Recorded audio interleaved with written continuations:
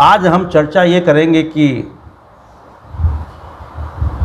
अधिकतर भक्त हमसे यही कहते रहते हैं, ये आपस में भी चर्चा करते हैं कि जब से हमने पूजा शुरू की है तब से हम कष्ट में ही हैं। पूजा शुरू किया और कष्ट शुरू, उसके पहले तो हम बहुत आनंद लेते थे।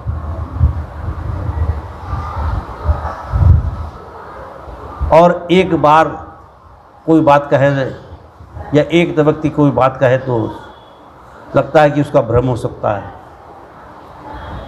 लेकिन जब ये बात अधिकतर लोग कहें तो ये भ्रम नहीं हो सकता। ये बात सच है कि हम जब पूजा करते हैं, पूजा शुरू करते हैं तो हमारा जीवन कष्टमय होना शुरू हो जाता है। जब हमारा जीवन कष्टमय होना शुरू हो जाता है तो क्या हमें पूजा नहीं करनी चाहिए? अब देखिए, भगवान ने तो हमें स्वतंत्र कर रखा है। जैसा हम कर्म करते हैं वैसा हमें फल मिलता है। हमने अच्छा कर्म किया है तो अच्छा फल मेरे पास है, और बुरा कर्म किया तो हमारे पास बुरा फल है। आप ये बताइए कि अगर हमारे पूजा करने से, पूजा का काम ही क्या है? आपको पवित्र करे, आपके पापों को धोवे। तो अगर हमारे अंदर से वो पाप निकल रहे हैं, जो हमारे अंदर पाप भरे हुए थे, तो क्या कोई बुरा काम हो रहा है क्या? जब हमारे पाप सब निकलेंगे तभी तो हमारा जीवन आनंदमय होगा। अब आप ये बताइए कि हम कोई गंदा कपड़ा पहने हुए हैं और उस पर अगर साबुन रगड़ा जाएगा तो गंदगी तो निकलेगी निकलेगी। तो हम क्या घबरा करके, यार इसमें से तो गंदगी निकल रही, काला काला निकल रहा, साबुन लगाना बंद कर दें?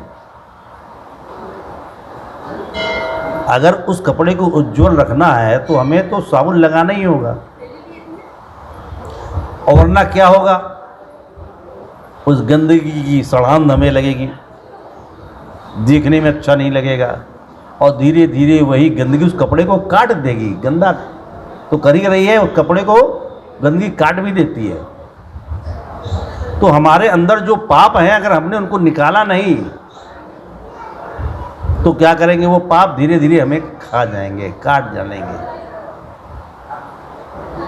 इसलिए वो पूजा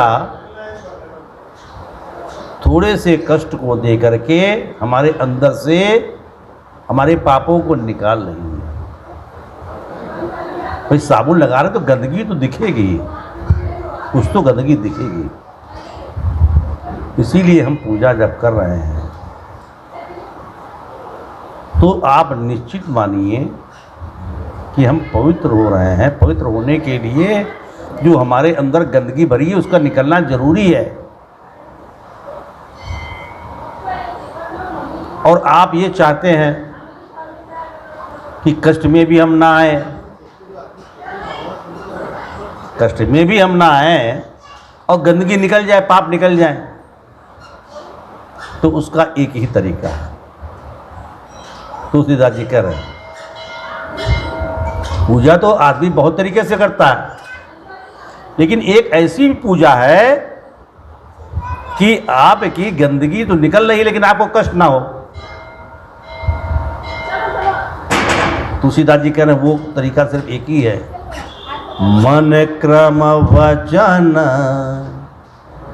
जनित अघ जाई, सुनई जो कथा श्रवण मन लाई।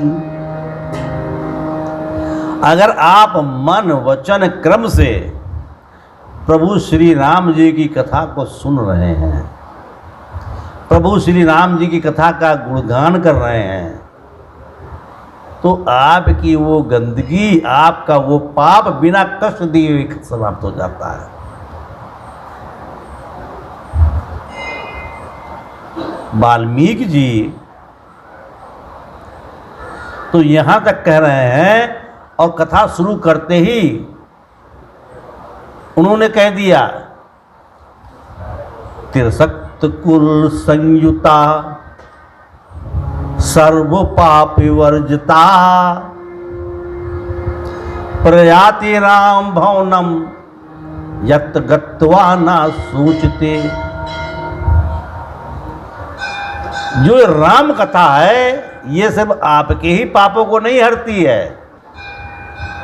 त्रिसक्त कुल संयुता, आपके 21 कुल के, आपके 21 पीढ़ियों के द्वारा किए हुए पापों को हर लेती है।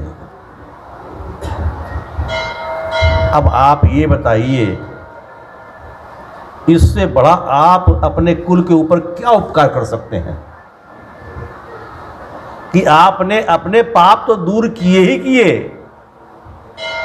आपने 21 पीढ़ियों में, आपके यहाँ जो 21 पीढ़ियों में जो लोग हुए हैं उनके पापों को आपने दूर कर दिया और लेकर कहाँ चले गए? प्रयाति राम भवनम, राम जी के धाम में चले गए, जहाँ आनंद ही आनंद है, यत गत्वा ना सोचते, जहाँ पे किसी तरह का कष्ट नहीं है।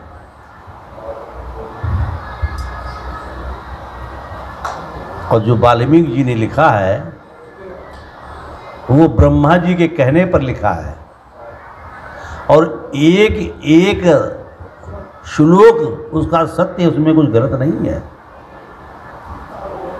जो तुलसीदास जी ने लिखा है उस पे भोलेनाथ महाकाल ने हस्ताक्षर किए हैं, सत्यम चिम सुंदरम, ये सत्य है, ये गलत नहीं है। अगर आप ये चाहते हैं कि आपके पाप भी दूर हो जाएं और आपको कष्ट भी ना भोगना पड़े, तो सिर्फ राम कथा का श्रवण करना है और राम कथा को गाना है। कैसे गाना है? हृदय से गाना है, दिल से गाना है। तो ऐसे नहीं बस मंदिर के सामने खड़े हुए हम लोग क्या करते हैं, जय हनुमान ज्ञान गुरु सागर जय। अब देखिए पढ़ने का तरीका क्या है, आप स्वयं देखते होंगे। कितनी जल्दी हम सुना दें, लग रहा है कि बहुत बड़ा हम काम करने जा रहे हैं, हनुमान जी का हमारे ऊपर कोई उधारी बची हुई है कि बस दे दे, किसी तरह दे। जहाँ महाकाल जी के सामने खड़े हुए खुद ही नहीं समझ पाएंगे क्या बोल रहे क्या नहीं बोल रहे, क्या मतलब है? ये अपने आप को छलावा दे रहे हैं, आप कुछ मिलना नहीं है इसमें। जो है अगर कोई बच्चा जा रहा है प्रश्न पत्र में ऐसा लिख रहा है कि समझ ही नहीं आ रहा है एग्जामिनर को, तो कितना बढ़िया भी आप हल कर दीजिए, मिलना जीरो ही है वहां पर। ये व्यवहारिक चीजें समझने की बात है। और आपने देखा होगा कि आजकल तो YouTube पर छोटे छोटे बच्चे तुतला रहे हैं, लेकिन कितने भाव से गा रहे हैं, कितने प्रेम से गा रहे हैं, और उनको हजारों हजारों लाइक मिल रही है। जो प्रेम से गाया हुआ होता है, जो दिल से गाया हुआ होता है, उसी को भगवान स्वीकार करते हैं। अगर भगवान सिर्फ ज्ञान की बातों को ही स्वीकार करते तो आज सबरी प्रसंग हम सुनाएंगे आपको, और इसके पहले भी आप केवट प्रसंग सुन लिए होंगे। केवट कोई बहुत बड़ा ज्ञाता नहीं था, उसको तो श्लोक का एक मंत्र भी नहीं आता था, लेकिन जो राम जी से वो पा गया कि आज भी वो घर घर गाया जाता है केवट प्रसंग। कोई कथाकार ऐसा नहीं है कि कथा करे और केवट प्रसंग को छोड़ दे। बहुत से प्रसंगों को